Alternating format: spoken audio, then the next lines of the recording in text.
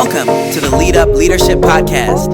Hear from rising leaders and seasoned leaders across various industries to see about their leadership journey and how you can level up your leadership game. Here's your host, Renato G. Lead up!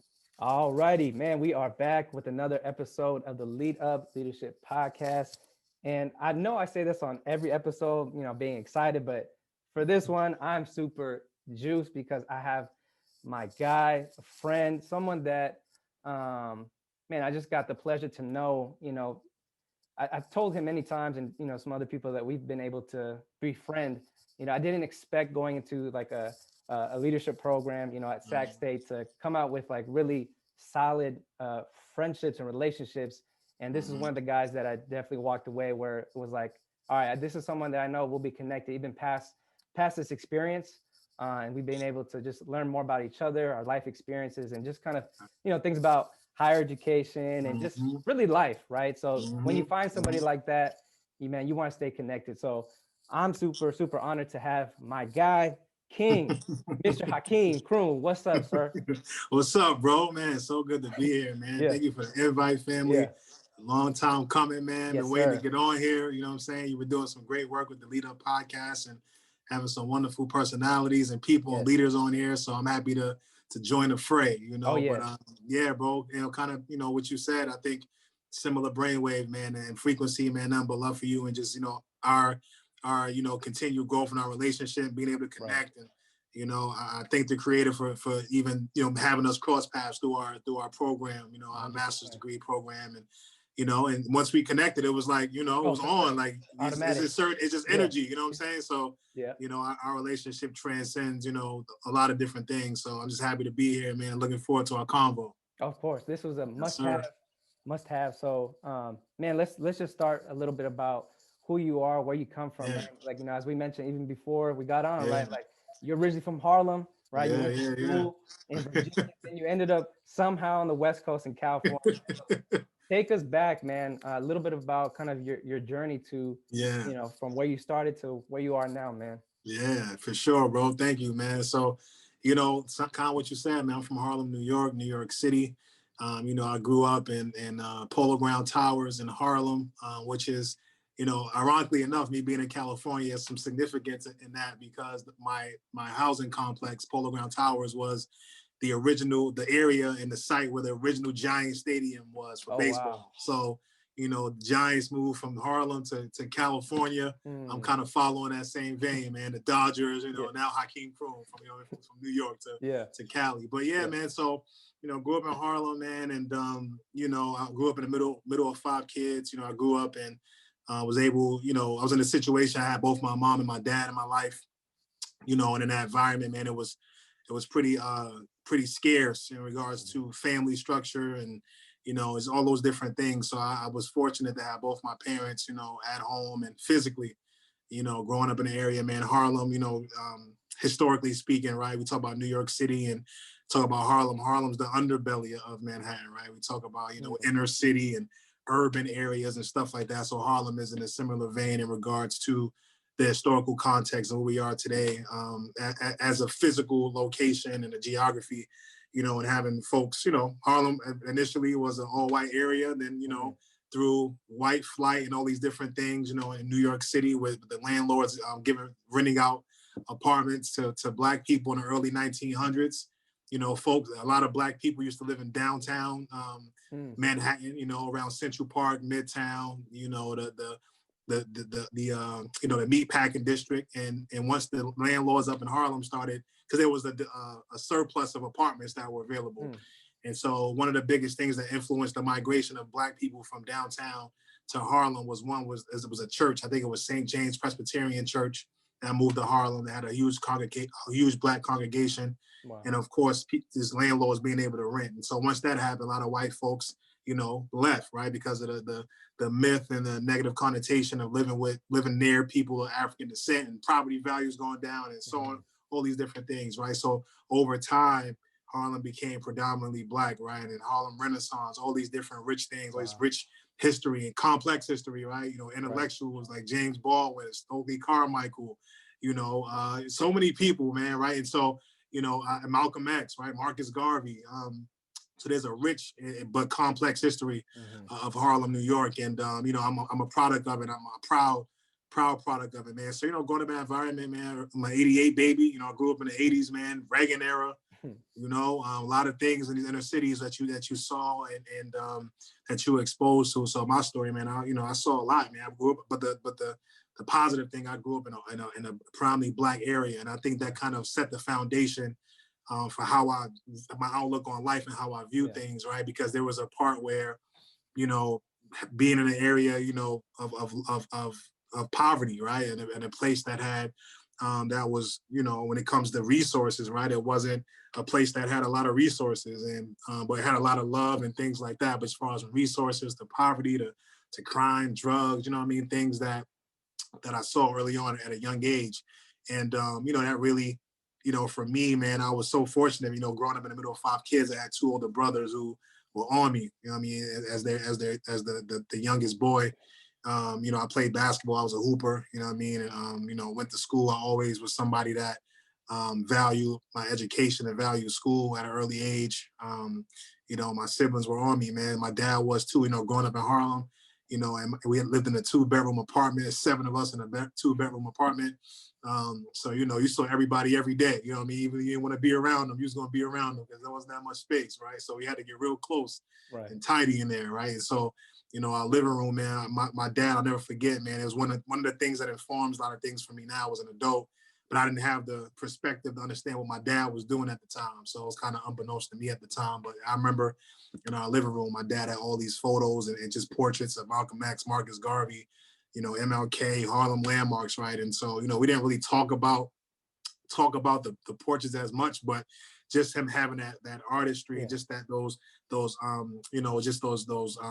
messages and kind of those personalities, right? I still remember quotes on those portraits, and I saw that every day. So every day I saw Malcolm X, every day I saw Marcus Garvey, every day I saw MLK.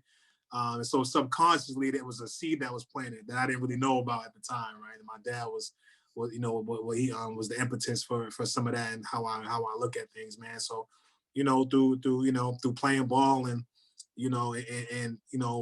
kind of making some choices in my upbringing as far as how I grew up, not really following a lot of people, and because my brothers, they always told me growing up, be a leader, not a follower. And I talked to my brother about this the other day, actually last night. We talked, he was laughing. He's like, you remember us telling you not to be a leader, not a follower? I'm like, yo, I still remember that. Like, he used to always tell me that when I was a kid. And I used to be so pissed. Like, why? I want to do what everybody else doing. I want to chill.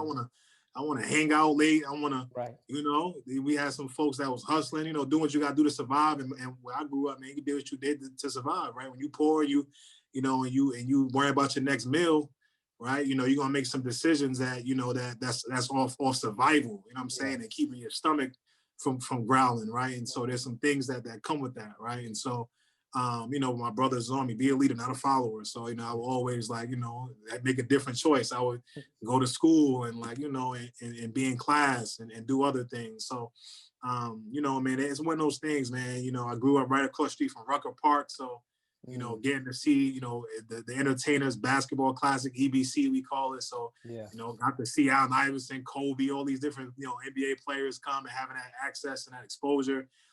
So as a young basketball player, man, and a young hooper, I was super inspired by that, and and kind of just basketball was life at a time in my life, you know what I mean? And so that was, we were told that basketball, entertainment is like your ticket out, right? So of course there's many tickets, but sometimes entertainment is the overemphasized ticket. So For sure. I hooped, man, and did my thing, and but an opportunity came up just randomly, man, of how I, got from Harlem to Virginia, and in Virginia, so we could segue into that if you don't mind. I could talk about that. Yep, that's exactly where I was gonna go, man. So man. So for sure. So my freshman year of high school, I met a good friend of mine to this day.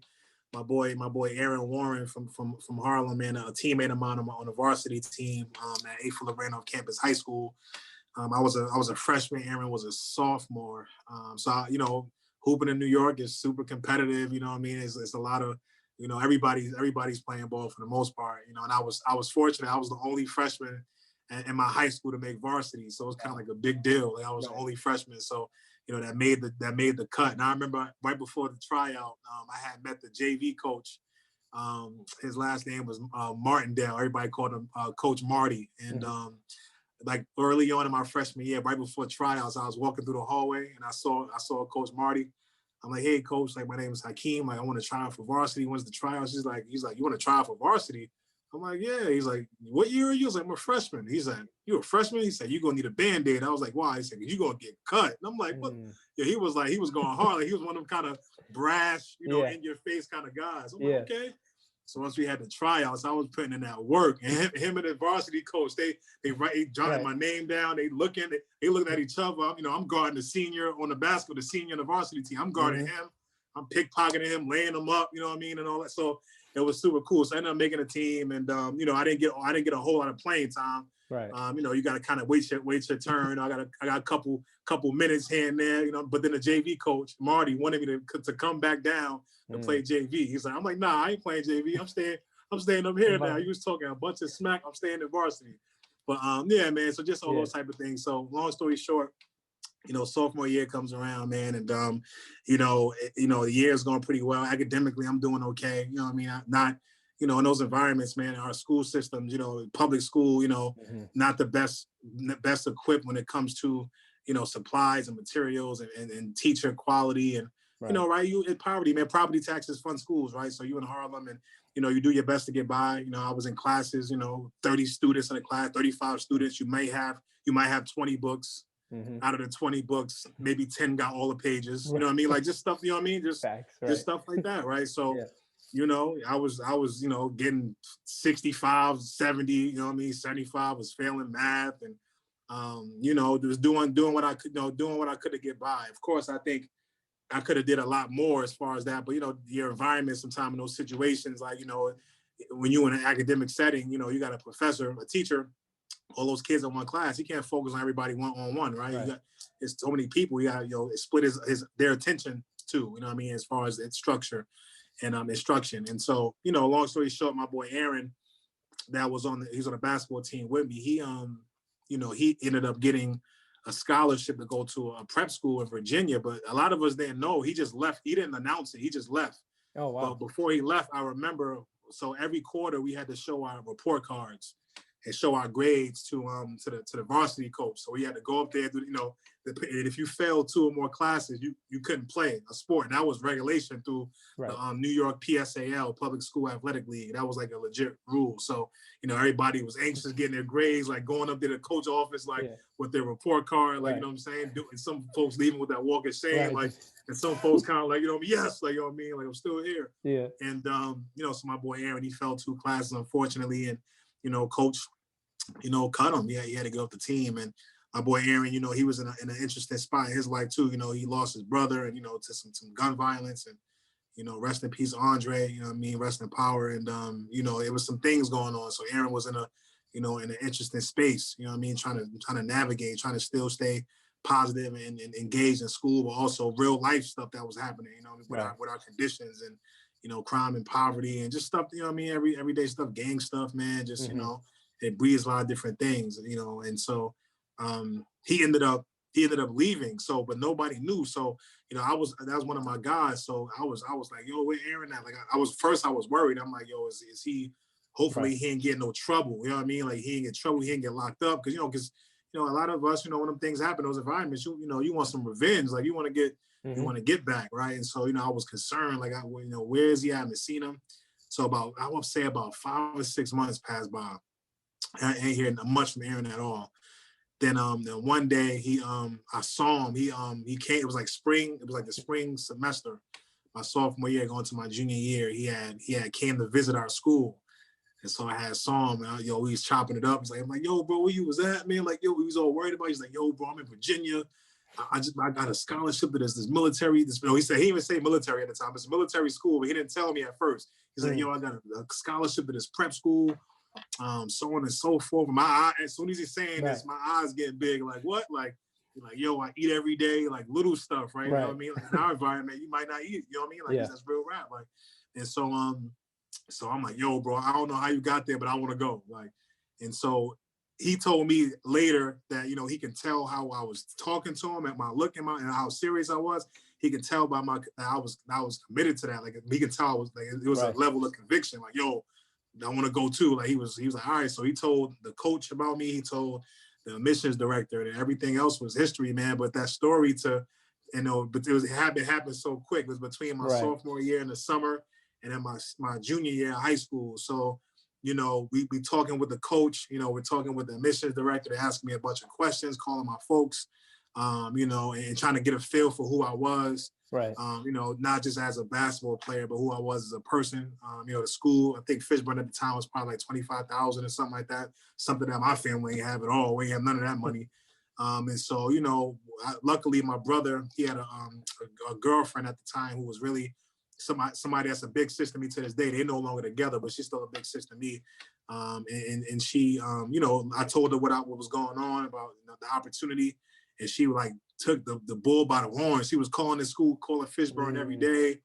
But my brother, like, he's this and that, he's great. Like, she was at HBCU. She was at Claflin University. Wow. And came back to New York and was working and doing some banking and finance work. So, you know, that's somebody I look to. And so, you know, she was like going hard for me, like calling the coach. Like, I seen him play, he could do this and that. And she never saw me play, bro, but she sold it. Like, she would get off the phone. She would get off the phone with them. She's like, Hakeem, you better know how to play. You better be nice. Like, you better be nice.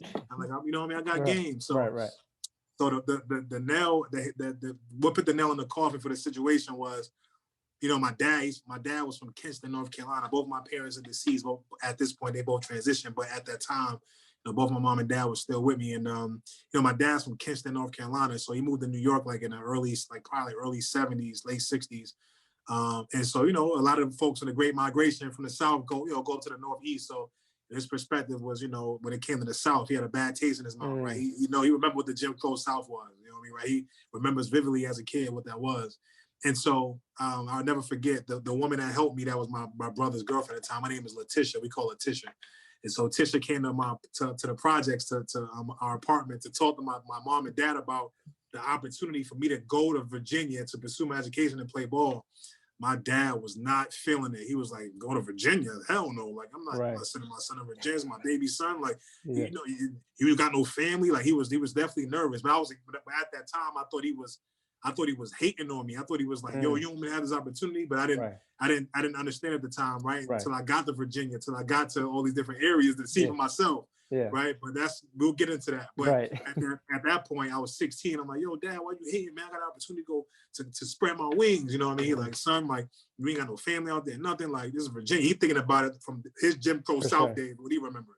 Right. So, you know, so long story short, you know, Tish, you know, she finessed it, you know what I mean, and was able to convince my mom and dad. Well, my mom was all for it. My dad was the one that was like really like, the fence, but my mom was like, you know, let him go. He's gonna be great. You know what I'm saying? So my dad didn't want to sleep on the couch. So, you know what I mean, he didn't want to be in a doghouse. So he had to listen to Mom Duke. So, you know what I mean? So, you know, I ended up going, man. Me and my dad on the Greyhound bus. You know, from Harlem, 16 years old, leaving everything I know. You know, leaving my 4 siblings. We super close. I'm leaving all my friends, you know what I mean? And I left like September of 2004, like probably like September 5th, 6th, something like that, around Labor Day or something like that. You know, got on the Greyhound bus, me and my pops, and went to Virginia, man. And that one decision, that one opportunity, man, changed the trajectory of my life. You know what I mean? Forever. So yeah, bro. Yep. So when you got there, right, you're thinking, hoop, I'm here for, I got, I got food, I got my, is your friend Aaron still there? Aaron was there. Aaron was a senior, I was a junior. Right. So talk to me, you know, I know there's probably a lot you could say, but maybe talk about maybe a few, or maybe a defining moment for you where maybe when you started realizing what your dad was saying from his perspective, and how that kind of led to maybe identifying more about who you are. Of course. Right. Of course. And into the next phase of your life, because I know when we had talked previously, you know, many other times that your time there was very significant, right? Word. For better, for worse. I want you to kind of, you know, pick up from there, man. Yeah. Yeah, I got you. That's a good segue, bro. Thank you for that. So, You know, I got there, you know, my junior year, and you know, it was a whole different world. You know, leaving you know, brick and mortar, you know, high skyscraper buildings. You know, I lived on the 20th floor. You know what I mean? And just all the different, you know, just the different infrastructure, right? You know, from a city to essentially a rural area and a predominantly white area, white space. You know, so I remember just the first night we got there, got off the bus, and I probably had $3 in my name, $4 in my name that night. And we got put into a hotel. So they put us in a hotel, and in the morning we were slated to do the tour and kind of, you know, finalize everything. So I left the hotel, started walking around, right? There's no sidewalks, it's like nothing but like just rural area, like, you know what I mean? Just like grass and just different. Like, I'm like, yo, where am I? But you know, I'm so open, I'm so excited, I'm so open just for something different. Like I'm just walking around aimlessly. Like I saw Domino's. I went to Domino's. Mind you, we ain't had no Domino's in the hood at that point. So this is my first time going to Domino's. Right. So I go to Domino's, right? So I go to the window. I'm like, you know, hello, whatever. Hey, how you doing? Can I help you? I said, hey, can I get a slice? Can I get a slice? And they looking at me like, a slice? I'm like, yeah, a slice of pizza. You know, in New York, you get a slice of pizza for $1, $1.25, you good. I asked for a slice at Domino's, bro. They looked at me like, we only sell pies, sir. I'm like, oh, what's a pie? You know what I mean? Like, I'm really I'm just dumbfounded. Like, what's that? Yeah. So I took my $3 or whatever and got me a Sprite for dinner and went back to the hotel, bro. And it was like, I was just out of my element, man. But you know, it was all a part of the learning, man. But you know, I think, you know, and as far as the school, man, it was a military school. So, you know, I didn't really know it was a military school. Aaron didn't tell me, but I didn't really care. I was like, I'm here, man. Like, they can do whatever at this point. I'm in Virginia. Like, I'm about to hoop. I might go to college. Like, this is big. Like, so I'm just open to the opportunity, you know what I mean? And to really, you know, change some things around. So, you know, with that mindset, man, you know, I was able to really do well and excel at the school. But as far as, you know, with the things that I saw, right, one of the things that I noticed first, there was I didn't know about microaggressions, but, you know, one of the things that I noticed quick, like a lot of the white folks and a lot of my classmates, when they were interacting with me, they were really nervous, like scared of me. Like they thought I was like a violent person because I was from Harlem. So, oh, he's from Harlem. Like, you know what I mean? They was really, they didn't know how to read me. Like they probably thought I was like a violent person or had a certain personality. Yeah. And so once they got to know me and realized that wasn't the case, it was kind of like, wow, like, oh, Croom is, you know, a good guy, you know what I mean? Whatever the case might be, right? But those microaggressions, those you're perceiving me a certain way based on where I'm from, what you may heard of the area, right? Or that kind of environment. So, you know, I remember one story, man. I remember early on, man, we were two things. One was so in military school we have this area called the quadrangle, and it's like this it's so the whole building is called the barracks where everybody living. It's like a lot of military talk, like, but I'll kind of simplify it. So they have this place called the quadrangle, which is like on the first floor is like the middle part of the barracks. Yeah. You can't, like, you have to get permission to walk into that middle space. Like only like people with certain rank can walk through there. So you go like this way and walk through the quadrangle. But if you don't have certain rank, if you like a private, right? Only if you're an officer or NCO or officer, you can walk through those. So that's like a shortcut. Everybody else got to walk around, and we call them stoops. So you walk around the stoop. So when you first get to the certain military school, you first get there, it's like an initiation, essentially. So I get there, and they give you a book. It's called called Rat Rules, and there's like maybe like 15, 16 different rules, and we had to memorize these rules at a certain point in time. So if an officer asks you, what's rule 15? And you don't know the rule, you got to drop down, do push-ups, physical, all that, right? Yeah, like military school stuff. So I remember one of the things when in your process, especially when you're a new student, they called you rat. They called you rat, right? I was like, what? So we had to walk counterclockwise around the stoop, and so I didn't know none of this. I'm literally fresh off the bus, like I'm just learning that. So I'm walking through like, okay, I'm here. I'm walking around like don't know none of the rules. And so there's one dude was like, rat, like he yelled across the stoop. He was like, rat, stop right there, rat. And I'm like, I kept walking like, where I'm from, rat is that's another kind of, you know what I mean, situation. Yeah. You know what I mean? So I look back, I kept going. He's like, rat, stop right to you. He was going in. I'm like, bro, like I ain't no rat. Like, and I kind of was like, I ain't no rat, yo. He's like, no.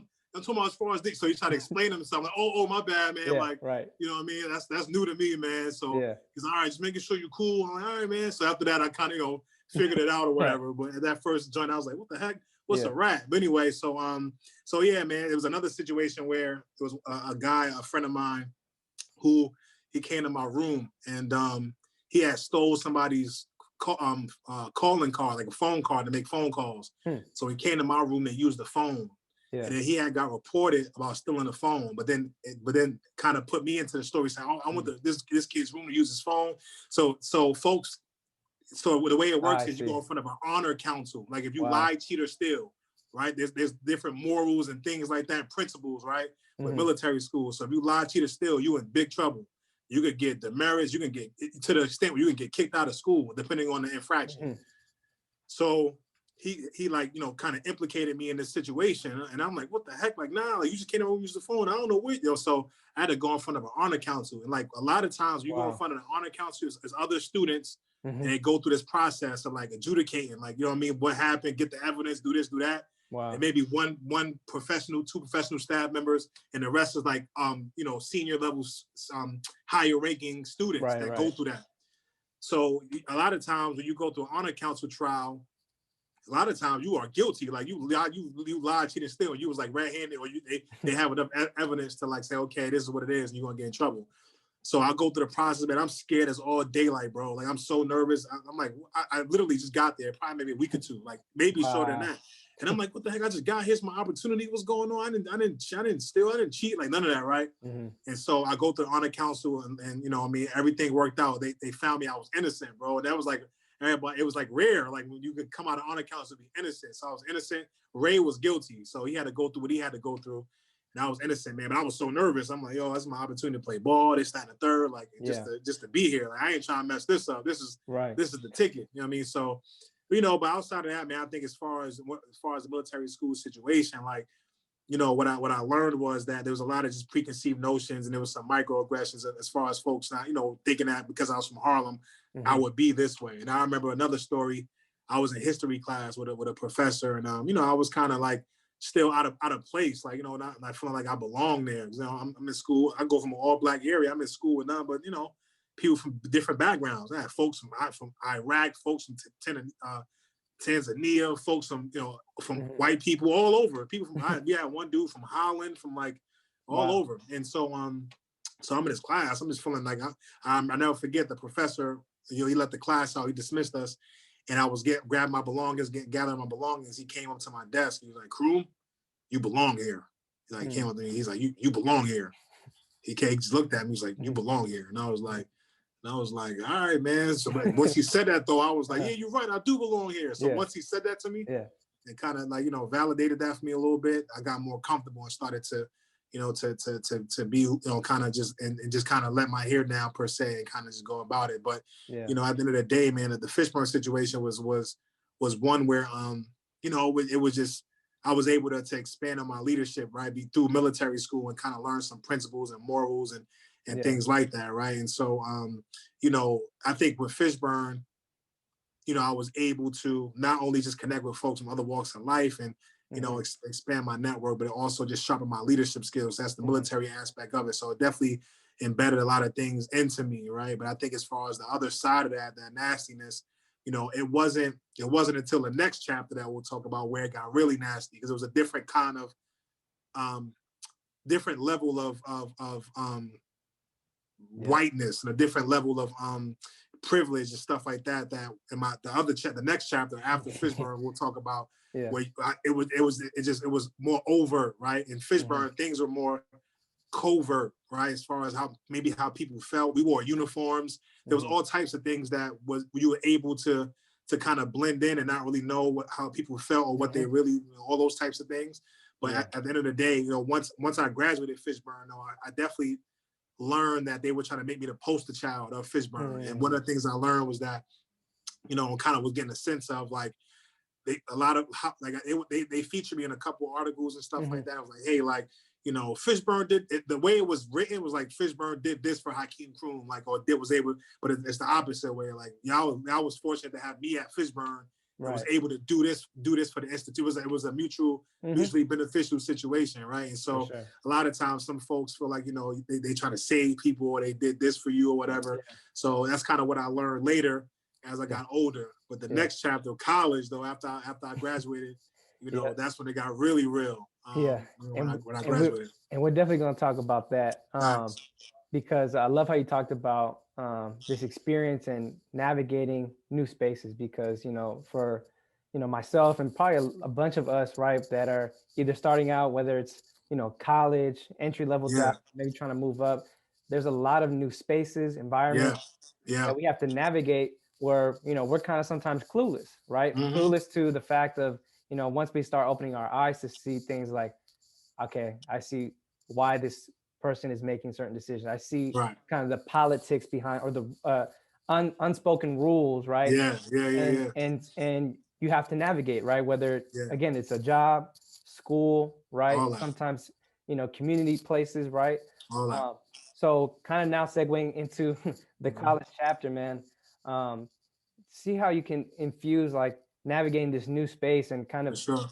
although as you talk about it, what were you able to extract from that Of in course. order to move forward? Because I know this was definitely yeah, I'll let you take it from here, Yeah, brother. for sure. For sure. Yeah, that's a great one, man. So, senior year at Fishburne, whatever, my 12th grade year, I'm in the process trying to figure out where I'm gonna go to school, I'm gonna go to college, and figuring out if hooping was in the future. And so I had a couple of looks, at some maybe a small D2 schools and like mostly Division III though. So, one of the things, and I'll back up from that, one of the things that really helped me, especially as a somebody who wanted to play ball, right? As somebody who was like coming from an environment where, it's like, you play ball, you do this and that, or like that's the measure of success. Right. My brothers, they told me, like, when I was like my junior year at Fishburne, they was like, yo, bro, it's okay if you don't make it to the NBA. Like, that's not the goal. Like, and so, so when my senior year came out, I made All-State, like as a basketball player, but I wasn't no McDonald's All-American or nothing like that, right? So, of course, when it comes to those pieces, like, you might go to a D3, D2 school if you're lucky, whatever the case might be. So that let a lot of pressure off of me as far as like, one, because you feel survivor's guilt, like you feel some pressure, like I want to get my family out, I want to do this and that, and there's other ways to do that, right? But you don't got to be all in basketball. So there's a litany of other ways. Right. So in my senior year, that was one of the things I was working through too. That was helpful that my brothers we had that conversation. It was like, all right, cool, all right, cool, you know what I mean? And so from there, I ended up getting accepted to Hampden Sydney College in Farmville, Virginia. And Farmville is, historically speaking, is a part of Prince Edward County. Prince Edward County, historically speaking, was highlighted in the Brown v. Board of Education case. 75% of the plaintiffs came from Prince Edward County in that area. So what that means essentially is, and what happened was, Prince Edward County was the last county in America to desegregate their schools after the ruling was passed. Back in the 50s. So they didn't want to desegregate. So literally they decided to shut all the schools down in Prince Edward County. So instead of desegregating, they just shut down all the schools. Nobody can go to school. You know what I mean? If we got to integrate with nobody going. So essentially, folks were educationally displaced and disenfranchised. It lasted about 5 to 8 years. And so you had folks who were going to school, they were in like second, third, fourth grade, 8 years go by. They supposed to be in this grade, but reading at a second, third grade level. Right. And so Hampden Sydney is in Farmville, right? It's like another rural white area, a lot of poor whites, a lot of poor people in general.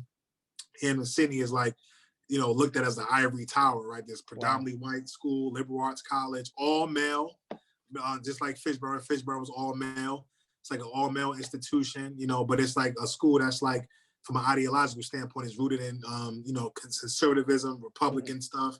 And so it has all these different ideologies when it comes to race and just, from an ideological standpoint. And so, so there was a lot of tension, throughout the years, with not only Hampden Sydney, there was another college, Longwood University, that was a women's college and then turned into a co-ed college, like in maybe the 80s, 70s, 80s, or something like that. So we had both these colleges, and right smack in the middle of this town that was going through so much turmoil. So you have all these folks coming, all these privileged folks that were able to go to college and go to school and have the resources to go to college, while people in the community couldn't go to school. They were just, displaced. But in that story, there was an institution that was created for the folks who had money in Farmville. They created a separate private school called, I think it was called Prince Edward Academy at that time. It's now the Fuqua School, but it was Prince Edward Academy. So a bunch of well off or better off, predominantly white folks went to that school, while a lot of the black people in town, people from Farmville couldn't go to school. So there was a real interesting dynamic and relationship, right, to all of that, to history, to the civil rights movement, and then just as far as the whole infrastructure of that area. And so I go to Hampton-Sydney, man, I come from a military school, where I was able to do a lot of great things. Academically, I was thriving. I was definitely feeling great as a leader, and kind of my skill set, and my what I stood for, the things that I learned. And I get to Hampton-Sydney. My first day of school, I'm practicing with the basketball team. We had pickup, so we go play pickup and hooping. Me and my roommate, he's from his name's Carlis. He's from Riga, Latvia. Shout out to Carlis. That used to be a part of the Soviet Union when they had their split. But we hooping, we go to the gym, come back home, come back to the dorm. Now res hall. We can't say dorm no more, but res hall. Go to the res hall. And we about to go to bed, and we get a knock on the door, and the dean of students come to my room. He's like, hey, it's Hakeem. It's Hakeem. I'm like, yeah. He's like, hey, I want to talk to you. He's like, we just got a call. Your mother just passed away. You know what I mean? So he kind of told me, about my moms and everything that went down. And I'm just like, whoa, you know what I mean? This is something. So I had to leave. I left him in Sydney for maybe after that. He told me that maybe on a Friday or Saturday. I probably left that Sunday and Monday. Yeah. So I left orientation. I didn't I missed my first, couple weeks of class, dealing, working through, and putting my mom to rest and helping her transition with my family in New York. So having to go back and work through that, man, that was a rough time. You know what I mean? And the thing that kept me pushing, of course, my mom, she was somebody that was like, she was like, you're gonna be that person. You know what I mean? So you're gonna finish. Even when I was young, she always had nothing but affirmations and positive things as far as what she saw in me. And so, when I went back home, it was no doubt in my mind that I wasn't going to finish. I'm like, I'm going to finish school. I'm going back. I didn't, that was something where, it was tough, but I had to I pushed through, and had a village around me, and a lot of support, a lot of family. Even the basketball team was there, and helping me out. And in regards to, working through that with my siblings and my family. So, I remember I had got back on a Greyhound bus from Harlem again, going back to Virginia after that whole situation with my mom's. And then I remember I got to Farmville 4:00 in the morning, and the whole team was at the bus stop. Wow. Waiting for me. You know what I mean? The whole team was there, waiting for me to pull up, man. So, they all was there, man. I went back to school, I got my belongings, and we had to lift at 6 a.m. So literally I got to school, they came and got me, which was dope. And then I literally had at 6 a.m. we in the weight room. I'm trying to do crunches and dips, and what I mean, I'm weak. I'm like 180, 175, learning how to lift weights and all that in college, but it was awesome, man. Yeah. But so that was definitely a good moment, man. And my freshman year was an interesting year because I learned so much about race and class, more so than, the race thing was there, but also class. Hampton-Sydney was a lot of well-off, families and people who had tradition and legacy. Yeah. And Hampton-Sydney, right? The differences there, it's a lot of tradition, right? So one of those traditions that I'll never forget, we had to wear suits to football games. Everybody wore coat and tie. To football, and I'm talking about it's August. It's 98 degrees, 100 degrees. Everybody in bow ties, seersucker suits. I ain't even own a suit. I ain't have a suit. I didn't have a suit. So I would go to the games regular with some Timbs on, whatever I had. Whatever I had on, some Timberlands or whatever, some J's. That's my suit. Some Air Force Ones and a white tee, and I'm out here. I'm in college. Everybody looking at me what's going on here? So. But just even off that, as far as the class piece, it was a different level of things that I saw juxtaposed to Fishburne, right? Because I was in college. I'm seeing kids pull up in Range Rovers, Benzes, driving. Wow. I'm like, I don't got my license. I'm in New York. I don't got my license. I don't got a bike, nothing. Right. You know what I mean? It's like, Yeah. so, you know, you really just see these things and just kind of the undertones and how people feel and how they look at you. You know what I mean? And so I learned that quick at Hampton City, man. You know, Hampton City is a place, you know, I saw a lot of Confederate flags and, you know, just things that I experienced, man. And you know, I was able to graduate. I graduated with a degree in economics. I made a lot of good friends too. You know what I mean? A lot of people. I learned how to speak across difference really well. You know what I mean? As far as folks who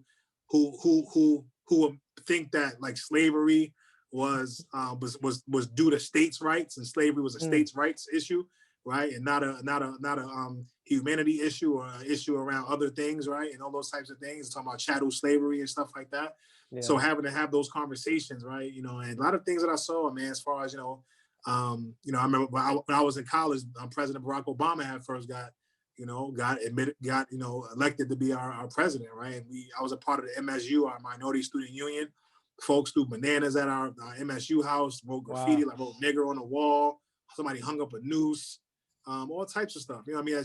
I was like, whoa, you know what I mean? Like I never saw like the overt, you know what I mean, signs of like racism and overt signs of discrimination, right? Folks automatically assuming you're an athlete, you play ball, you're not there, you know, to pursue your academic endeavors. You're there because you want to just play sports. Right. So all types of things. But I think, you know, one of the things that as far as the network and being able to network with people was probably the biggest gift I learned, being able to speak. And I think I took a rhetoric course, public speaking, and it really sharpened my skill set, being able to connect with people from all walks of life, being able to articulate myself in a particular way. And so, you know, I still got friends from Hampton City to this day. You know, some people I really don't rock with, of course. But, you know, it's one of those things that I have a love-hate relationship, you know what I mean, when it comes to my experience there. You know what I mean? I can't say I'm a proud alumnus of that institution, but I can say that the institution did help me grow in a variety of ways. You know what I mean? I hope one day that I can say that I'm a proud alumnus of this institution, right? And so, you know, so I'll talk about, you know, I worked there too eventually. So you know, I went, so just to kind of, you know, go to that story.